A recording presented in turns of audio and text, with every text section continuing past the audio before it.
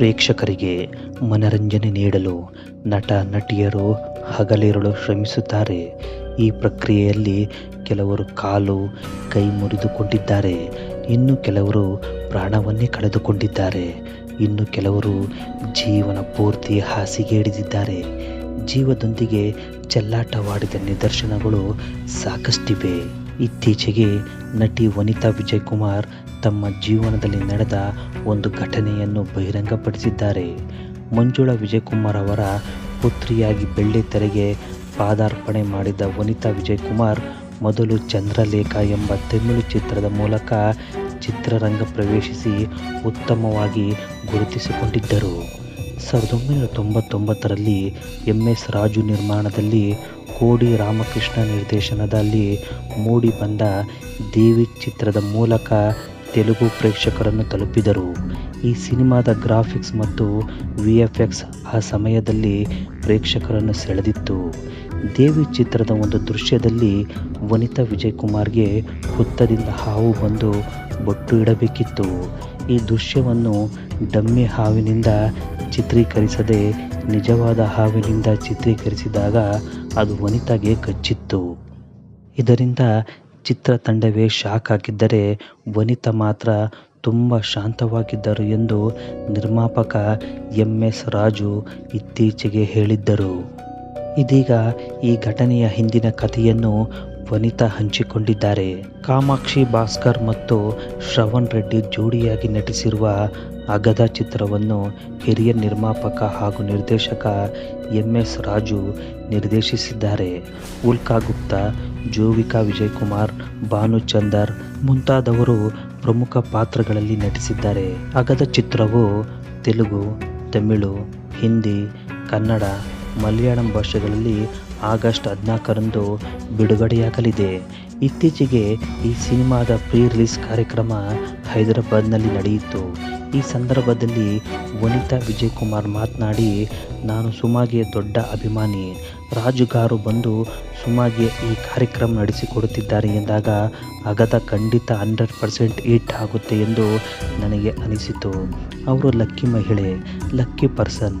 ದೇವಿ cinema ಮಾಡುವಾಗ ನಾವೆಲ್ಲರೂ ಚಿಕ್ಕವರಾಗಿದ್ದೆವು. ಆಗ ಹಾವು CG ಕೆಲಸದ ಬಗ್ಗೆ ತಮಾಷೆಯಾಗಿ ಮಾತನಾಡುತ್ತಿದ್ದರು. ನಮಗೆ CG ಎಂದರೆ ಏನೆಂದು ಗೊತ್ತಿರಲಿಲ್ಲ. ಆಗ ಇಂಟರ್ನೆಟ್ ಇರಲಿಲ್ಲ, ಅಂತಾರಾಷ್ಟ್ರೀಯ ಸಿನಿಮಾಗಳನ್ನು ನೋಡಿರಲಿಲ್ಲ. ಸೂಪರ್ ಮ್ಯಾನ್, ಸ್ಪೈಡರ್ ಮ್ಯಾನ್ ಹೆಸರು ಮಾತ್ರ ಕೇಳಿದ್ದೆವು. ಆ ವಯಸ್ಸಿಗೆ ನಮಗೆ ಏನೂ ಅರ್ಥವಾಗ್ತಿರಲಿಲ್ಲ.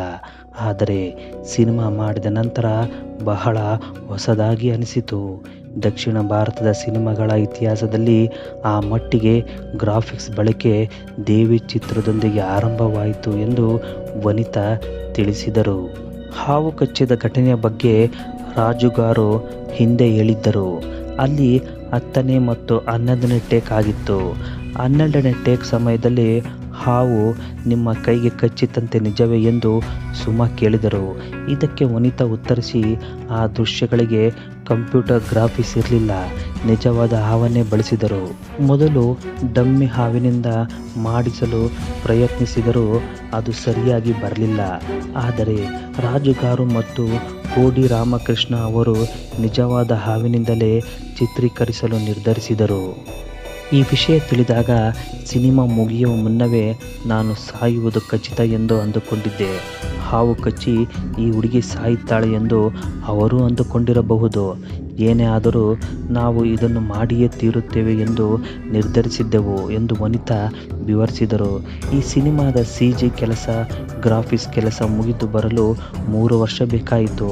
ಆ 3 ವರ್ಷ ನಾನು ಮಾಂಸಾಹಾರದಿಂದ ದೂರವಿದ್ದೆ. ಹಾವು ನನಗೆ ದೇವತೆ ಸಮಾನ. ನನ್ನ ತಾಯಿ ಮಂಜುಳಾ ನಾಗ ದೇವತೆಗೆ ಹರಕೆ ಹೊತ್ತಿದ್ದರಿಂದಲೇ ನಾನು ಹುಟ್ಟಿದೆ. ನಾನು ಗರ್ಭಿಣಿಯಾದರೆ ದೇವಸ್ಥಾನ ಕಟ್ಟುತ್ತೇನೆ ಎಂದು ನನ್ನ ತಾಯಿ ಹುತ್ತದ ಬಳಿ ಹರಕೆ ಹೊತ್ತಿದ್ದರು. 1 ತಿಂಗಳೊಳಗೆ ನನ್ನ ತಾಯಿ ಗರ್ಭಿಣಿಯಾದರು. ವೈದ್ಯರು, ಔಷಧಿಗಳು ಏನು ಕೆಲಸ ಮಾಡಲಿಲ್ಲ. ಆ ಮನೆ ಈಗ ಚಿರಂಜೀವಿ ಅವರದ್ದು. ಅಲ್ಲಿ ಇಂದಿಗೂ ನನ್ನ ತಾಯಿ ಕಟ್ಟಿಸಿದ ನಾಗದೇವತೆ ಗುಡಿ ಇದೆ. ನಾಗದೇವತೆಯೇ ನನ್ನ ತಾಯಿ. ದೇವಿ ಸಿನಿಮಾದಲ್ಲಿ ಹಾವು ಬಂದು ನನ್ನ ಹಣೆಯ ಮೇಲೆ ಬೊಟ್ಟು ಇಡಬೇಕಿತ್ತು. ಹಾವು ಬೊಟ್ಟು ಇಟ್ಟು ಕೆಳಗೆ ಬರುತ್ತಿರುವಾಗ ನನ್ನ ಬೆರಳಿಗೆ ಕಚ್ಚಿತು. ಇದರಿಂದ ರಕ್ತ ಸೋರಿತು. ಆದರೆ ದೇವರು ಮತ್ತು ತಾಯಿ ನನ್ನನ್ನು ಕಾಪಾಡಿದರು. ಇಂತಹ ದೃಶ್ಯ ಈಗ ಅಗದ ಚಿತ್ರದ ಕ್ಲೈಮ್ಯಾಕ್ಸ್ನಲ್ಲೂ ಇದೆ. ಹಾವು ಕಚ್ಚಿದಾಗ ನನ್ನ ದೇಹದಲ್ಲಿ ತಾಯಿ ಇದ್ದಳು. ಹಾವು ಕಚ್ಚಿದರೂ ಏನೂ ಆಗದಂತೆ ಇರಲು ಒಂದು ನಾಟಿ ಮದ್ದನ್ನು ನೀಡುತ್ತಾರೆ. ಆದರೆ ಅಂತಹ ಯಾವುದೇ ವಸ್ತುಗಳು ಮುಟ್ಟಬೇಡ ಎಂದು ನನ್ನ ತಾಯಿ ಹೇಳಿದ್ದರು.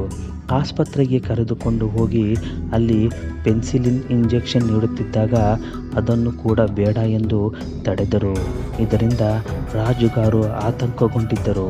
ಅವರು ನನ್ನನ್ನು ಮಗುವಿನಂತೆ ಕುಟುಂಬದ ಸದಸ್ಯರಂತೆ ನೋಡಿಕೊಂಡರು ಎಂದು ವನಿತಾ ವಿಜಯಕುಮಾರ್ ನೆನಪಿಸಿಕೊಂಡರು. ಸದ್ಯ ಅವರ ಈ ಮಾತುಗಳು ಸಾಮಾಜಿಕ ಜಾಲತಾಣಗಳಲ್ಲಿ ವೈರಲ್ ಆಗುತ್ತಿದೆ.